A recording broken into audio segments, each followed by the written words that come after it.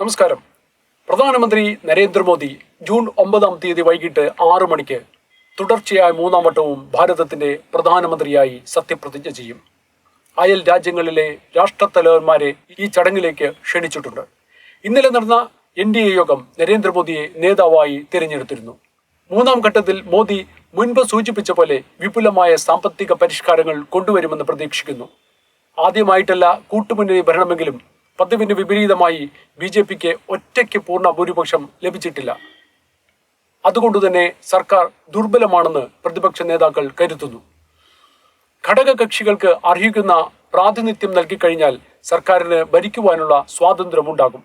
സുപ്രധാനമായ പല ബില്ലുകളും പാസാക്കാനിരിക്കെ വ്യക്തമായ ദിശാബോധം കൈവരിക്കേണ്ടത് പാർട്ടിയെ സംബന്ധിച്ച് നിർണായകമാണ്. സർക്കാരിന്റെ നയരേഖ സഖ്യകക്ഷികൾക്ക് പങ്കുവച്ചിട്ടുണ്ടെന്നാണ് അറിയുന്നത്. ഉപരിയായി NDA മുന്നണി വിപുലീകരിക്കുവാനും ഉദ്ധവിന്റെ ശിവസേന പോലെയുള്ള കക്ഷികളെ തിരിച്ചു കൊണ്ടുവരുവാനുള്ള ശ്രമം ഉണ്ടായേക്കാം. രാഷ്ട്രീയത്തിൽ ഒന്നും നിഷിദ്ധമല്ല. ഘടകകക്ഷികളുടെ അമിത അപ്രമാദിത്വം അപകടകരമെന്ന് തിരിച്ചറിയുന്ന NDA മുന്നണി അത്തരം വെല്ലുവിളികൾ ഒഴിവാക്കാൻ വിപുലീകരണത്തിനുള്ള സാധ്യത തേടുമെന്ന് ഉറപ്പാണ്. മറുവശത്ത് ഇന്ത്യ മുന്നണിക്കെതിരെ ഉടനെ അല്ലെങ്കിലും കടുത്ത തിരിച്ചടി നൽകാൻ സാധ്യതയുമുണ്ട്. ധാർമ്മികതയിൽ നിന്നും മാറി ഭരണഘടന BJP ജയിച്ചു വന്നാൽ പൊളിച്ചെഴുതുമെന്നും ദളിതനുള്ള സംവരണങ്ങൾ നിർത്തലാക്കുമെന്നുള്ള പച്ചക്കള്ളങ്ങൾ പടച്ചുവിട്ടവരോട് അതേ നാണയത്തിൽ തന്നെ BJP മറുപടി നൽകുമെന്ന് ഉറപ്പാണ്.